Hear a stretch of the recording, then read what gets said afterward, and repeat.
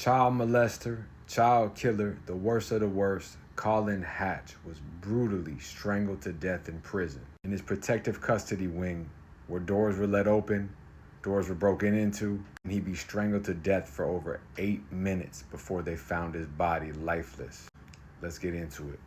A team of detectives move into a heavily guarded complex, which has housed Al-Qaeda and provisional IRA members. Forensic searches are underway and staff and other inmates are being questioned. Hatch was a serial abuser of young boys from the age of 15 during his trial in 1994 for the abduction, abuse, and murder of 7-year-old Sean Williams. The court was told that he fantasized about such crimes. He would be recommended for prison from earlier attacks in which he almost choked to death an 8-year-old boy. But medical staff at the secure hospital did not consider him to be significantly dangerous.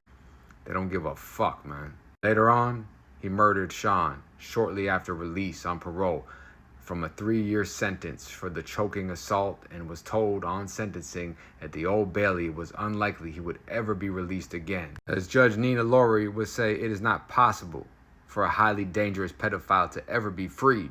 She told him, as of today, life imprisonment should mean what it says. In my judgment, you should never be released back into the community where there remains the slightest danger you will reoffend. After the sentencing, Hatch would be moved to several prisons, and despite being kept in isolation for his own protection, the inevitable attack eventually came. As I always say, time doesn't exist in prison, only opportunity. It would take 17 years for them to get their hands on this child-killing chomo. Hatch's death was a result of an attack by fellow inmate Damian Fawkes.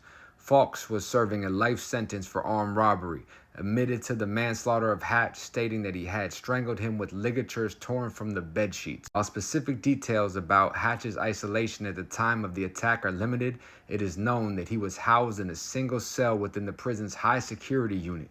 This arrangement was intended to protect him from other inmates due to the nature of his crime. However, Fawkes managed to access Hatch's cell during a period when inmates were allowed out for exercise or other activities, leading to his fatal assault. Fawkes didn't rush the act. He took his time for over 18 minutes. Fawkes strangled Hatch, ensuring that Hatch suffered as Sean had, the little boy that he had strangled. The prolonged attack was intended to make Hatch feel helpless and desperate. At one point, during the suffocation, Hatch's eye almost popped out of his head from the intense pressure. The violent and drawn-out nature of the murder was a clear reflection of the deep anger and desire for retribution Fawkes felt towards Hatch for his heinous crime he had committed against an innocent child. In this act of prison justice, Fawkes ensured that Hatch would experience the same fear, suffocation, and helplessness that his young victim had endured before his death. Damian Fawkes' murder of Colin Hatch in prison was a deliberate and brutal act of vengeance, driven by Fawkes' desire to make Hatch experience the same terror that his victim, 7-year-old Sean Williams, must have felt in his final moments. Fawkes didn't just want to beat or stab Hatch. He wanted to strangle, just as Hatch had killed the young Sean. Fawkes saw this as a way to replicate the suffering of the helpless child, mirroring the slow, agonizing way Sean had been killed. Fawkes, who had been convicted of armed robbery, managed to gain access to Hatch's cell in Full Sutton Prison, a high-security facility. Despite Hatch being in protective custody, somehow the door to his cell was left open, allowing Fawkes the opportunity to carry out his planned attack. That just goes to show you that some of the most violent, armed robber, murderous men in prison will go out of their way to methodically get revenge for a child they don't even know.